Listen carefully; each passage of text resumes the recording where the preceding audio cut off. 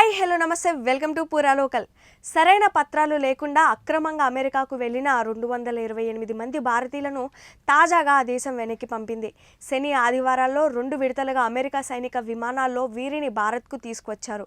పంజాబ్లోని అమృత్సర్ అంతర్జాతీయ విమానాశ్రయంలో ఆ విమానాలు ల్యాండ్ అయ్యాయి.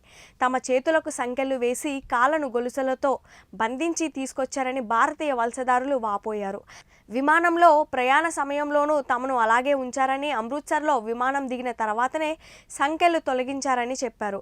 తొలి విడతలో అమెరికా వెనక్కి పంపిన భారతీయులు కూడా ఇలాంటి ఆరోపణలే చేసిన విషయం తెలిసిందే.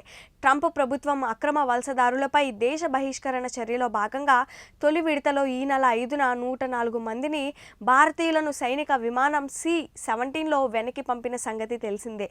రెండో విమానం 116 మందితో శనివారం రాత్రి 11 గంటల 30 నిమిషాలకు, మూడో విమానం 112 మందితో శనివారం రాత్రి 10 గంటల ప్రాంతంలో అమృత్సర్లోనే దిగాయి.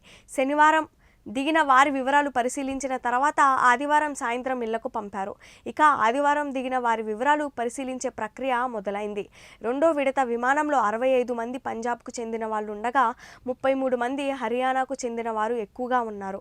ఇక మూడో విమానంలో హర్యానాకు చెందిన 44 మంది, గుజరాత్కు చెందిన 33 మంది, పంజాబ్ నుంచి 31 మంది ఉన్నారు. చట్ట ప్రకారం అమెరికాకు తీసుకువెళ్తామని చెప్పి తమ వద్ద పెద్ద మొత్తంలో డబ్బు తీసుకొని ట్రావెల్ ఏజెన్సీలు మోసం చేశారని వలసదారులు వెల్లడించారు. డైరెక్ట్ ఫ్లైట్లో అమెరికాకు పంపిస్తామని ట్రావెల్ ఏజెన్సీ నమ్మించి డంకీ రూటు ద్వారా తీసుకువెళ్లారని పంజాబ్కు చెందిన దల్జిత్ సింగ్ చెప్పారు.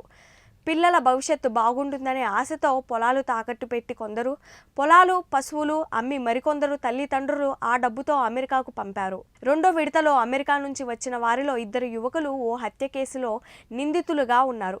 పంజాబ్లోని పటియాలా జిల్లా రాజ్రాకు చెందిన సందీప్ సింగ్, ప్రదీప్లను పోలీసులు విమానాశ్రయంలోనే అరెస్ట్ చేశారు. 2023లో రాజ్పురా పోలీస్ స్టేషన్లో వారిపై హత్య కేసు నమోదైంది. ఇవి ఇప్పుడు వరకున్న అప్డేట్స్. మరిన్ని అప్డేట్స్ కోసం చూస్తూనే ఉండండి పూరా లోకల్.